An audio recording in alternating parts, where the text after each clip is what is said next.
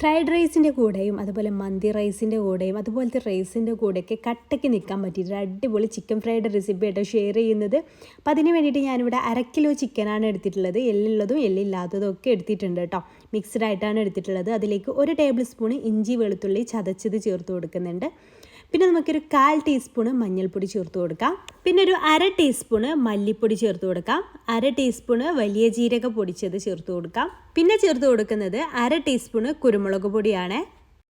പിന്നെ ഒരു 1.5 table spoon Kashmiri മുളക് പൊടിയാണ് ചേർക്കുന്നത്. എരിവിന് നമ്മൾ പിന്നെ വേറെ ഐറ്റംസൊക്കെ ചേർക്കുന്നുണ്ട്. ഇപ്പോൾ ഒരു 1.5 ടേബിൾ സ്പൂണ് കാശ്മീരി മുളക് പൊടി ചേർത്ത് കൊടുത്താൽ മതി.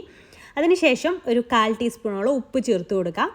പിന്നെ നമുക്കൊരു ചെറിയൊരു പുളി കിട്ടാൻ വേണ്ടിയിട്ട് നാരങ്ങനീര് 1 ടേബിൾ സ്പൂൺ നാരങ്ങനീരാണ് ചേർത്തിട്ടുള്ളത്. അതിന് പകരം നിങ്ങൾക്ക് വേണമെങ്കിൽ തൈര് ചേർത്ത് കൊടുക്കാം. എന്നിട്ട് ഇതെല്ലാം കൂടെ നന്നായിട്ട് തന്നെ കൈവച്ചിട്ടൊന്ന് മിക്സ് ചെയ്തെടുക്കുക. എക്സ്ട്രാ വെള്ളമൊന്നും ചേർക്കരുത് കേട്ടോ. ഇതുപോലെ നന്നായിട്ടൊന്ന് മിക്സ് ചെയ്തെടുത്തിട്ട് മാറ്റി വെക്കാം.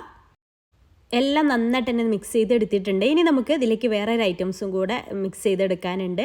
സെക്കൻഡ് മാരിനേഷന് വേണ്ടിയിട്ട്. അതിന് വേണ്ടിയിട്ട് ഒരു ബൗളിലേക്ക് 1 മുട്ട ചേർത്ത് കൊടുക്കുന്നുണ്ട്. പിന്നെ അതിലേക്ക് ഇത് നല്ലൊരു ക്രിസ്പിനെസ്സൊക്കെ ഒരു ബ്രോസ്റ്റഡ് ചിക്കൻ ഉണ്ടാവില്ല, അതിൻ്റെ പുറത്തുണ്ടാവില്ല ഒരു അതേപോലെ കിട്ടാൻ വേണ്ടിയിട്ടാണ്. 1 ടേബിൾ സ്പൂൺ റവയും അതേപോലെ 2 ടേബിൾ സ്പൂണ് കോൺഫ്ലവറും 2 ടേബിൾ സ്പൂൺ അരിപ്പൊടി കൂടെ ചേർത്ത് കൊടുക്കാം. പിന്നെ ഇതിലേക്ക് ഒരു നുള്ളു ഉപ്പ് ചേർത്ത് കൊടുക്കാം. ഉപ്പ് നേരത്തെ ചിക്കനിൽ ചേർത്തതാണ്, അപ്പോൾ ഇതിലേക്ക് വളരെ കുറച്ച് ചേർത്ത് കൊടുത്താൽ മതി. എന്നിട്ട് നന്നായിട്ട് ഒന്ന് മിക്സ് ചെയ്തെടുക്കുക. പിന്നെ 1 ടേബിൾ സ്പൂണോളം വെള്ളം കൂടെ ചേർത്തിട്ടുണ്ട് കേട്ടോ. അത് നല്ല തിക്കായതുകൊണ്ട് തന്നെ. അപ്പോൾ ഈ ഒരു ലെവലിലാണ് നമ്മുടെ ബാറ്ററി കിട്ടുന്നത്. ഈ ഒരു ബാറ്ററി നമ്മുടെ മസാല പുരട്ടി വെച്ചിട്ടുള്ള ചിക്കനിലേക്ക് അങ്ങ് ഒഴിച്ചു കൊടുക്കാം. എന്നിട്ട് കൈ വെച്ചിട്ട് നന്നായിട്ട് തന്നെ ഒന്ന് മിക്സ് ചെയ്തെടുക്കുക കേട്ടോ. എല്ലാം കൂടെ നന്നായിട്ട് തന്നെ ഒന്ന് മിക്സ് ചെയ്തെടുക്കുക. എന്നിട്ട് നമുക്കിത് റെസ്റ്റ് ചെയ്യാൻ വേണ്ടിയിട്ട് മാറ്റി വെക്കാം. ഫ്രിഡ്ജിൽ കുറച്ച് സമയം വെക്കുന്നത് നല്ലതാണ്. ഒരു 3-4 മണിക്കൂറൊക്കെ വെക്കുന്നത് അത്രയും നല്ലത്. മിനിമം 1 മണിക്കൂറെങ്കിലും നമുക്ക് ഫ്രിഡ്ജിൽ റെസ്റ്റ് ചെയ്യാൻ വേണ്ടിയിട്ട് മാറ്റി വെക്കാം കേട്ടോ. നന്നായിട്ടൊന്ന് മാരിനേഷൻ പിടിക്കാൻ വേണ്ടിയിട്ടാണ്. അപ്പോൾ നമുക്കിത് ഫ്രിഡ്ജിലേക്ക് മാറ്റാം.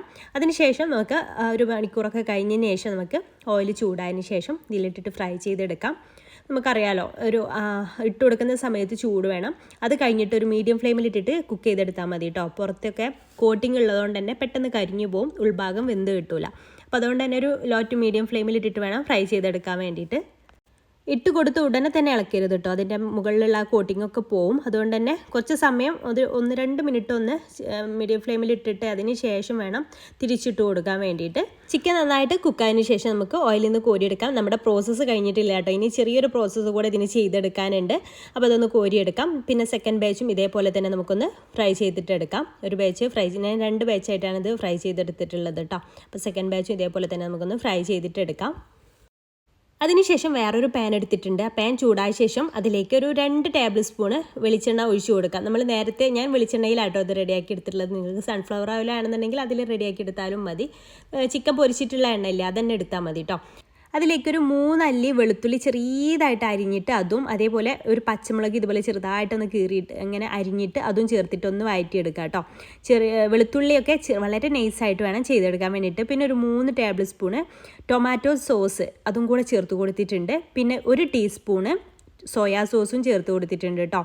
സോയാ സോസിലൊക്കെ ഉപ്പുള്ളതാണ്. അപ്പോൾ ചിക്കനിലൊക്കെ ഉള്ളതുകൊണ്ട് തന്നെ ചിക്കനൊക്കെ ഇടുമ്പോൾ ആദ്യം തന്നെ അതൊക്കെ ശ്രദ്ധിക്കണേ. പിന്നെ ഒരു 1/4 ടീസ്പൂണ് കാശ്മീരി മുളക് ചേർത്തിട്ടുണ്ട്. അതൊരു കളർ കിട്ടാൻ വേണ്ടിയിട്ടാണ്, നിർബന്ധമൊന്നുമില്ല.